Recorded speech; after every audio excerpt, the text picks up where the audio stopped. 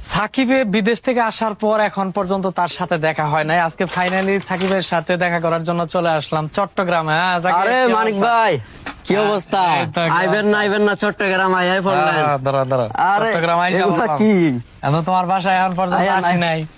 তুমি জীবনে প্রথমবার মানিক ভাই হচ্ছে চট্টগ্রাম লোহাগাড়ায় আমাদের বাড়িতে আসছে। আমি অনেকবার গেছি মানিক ভাইয়ের বাড়িতে। আমি দাওয়াত দিয়ে আসছিলাম, ভাই একদিন আমার বাড়িতে আসেন। তো ভাবি কই? তোমার ভাবি আসে নাই, তুমি বিয়ে শাদী করো তারপরে আসবো। আমার বিয়ে শাদির লেগে আর ভাবি আমার মনে হচ্ছে ভাবি সহ আচ্ছা সবাই। বলেন তো আর কি বিয়ার বয়স হয়েছে না? আমার বলে আমি শোনো, তোমার বয়সটা হয়তো আপনি আমার বড় ভাই, ঠিক আছে কিন্তু- করছেন। এখন আমি কিন্তু- শিখতে আছি, করবো ইনশাল্লাহ।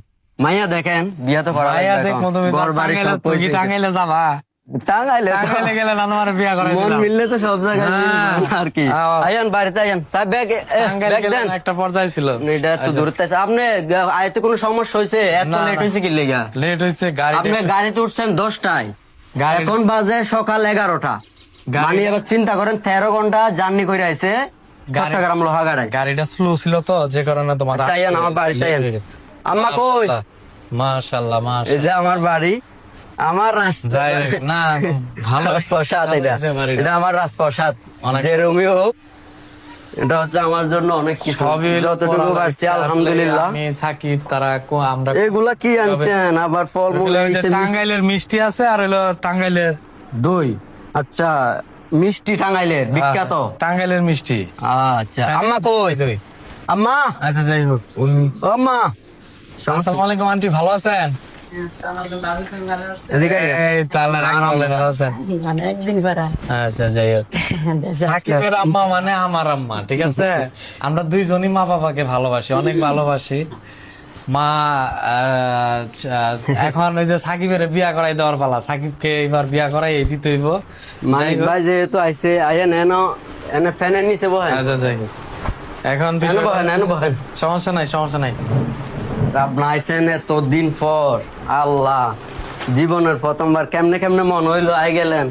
এখন আশা লাগে, অনেকদিন যাবত আসি না। তুমি আমার আসতে বাড়িটা বলতে- কেমন লাগছে আপনার? হ্যাঁ, অনেক ভালো লাগছে, পছন্দ হয়েছে, বাড়িটা সুন্দর হ্যাঁ? করে সাজাইছে, অনেক ভালো। কোন রকম গরিবের বাড়ি আর কি, যতটুক পারছে না আলহামদুলিল্লাহ। না না না, ভালো হয়েছে। এতটুক করতে পারছে, এটাই অনেক কিছু। এটা আসলে অনেক কিছুই, কারণ আমরা তো যখন এটা না, আপনার আব্বা আম্মা কেমন আছে, কি অবস্থা গো? আছে আলহামদুলিল্লাহ ভালোই সব। আর বাবিরে লই আইলে তাইলে একটা ইয়ে হইতো আর কি। বিয়া শাদী করার পর আসেন আমার রুম আসেন। আমার একবারে room টা একটু তোমার দেখাই। বাবিরে নিয়ে আসো। মানিক ভাইয়ের আমার রুমটা একটু দেখাই। এটা হইলো আমার রুম।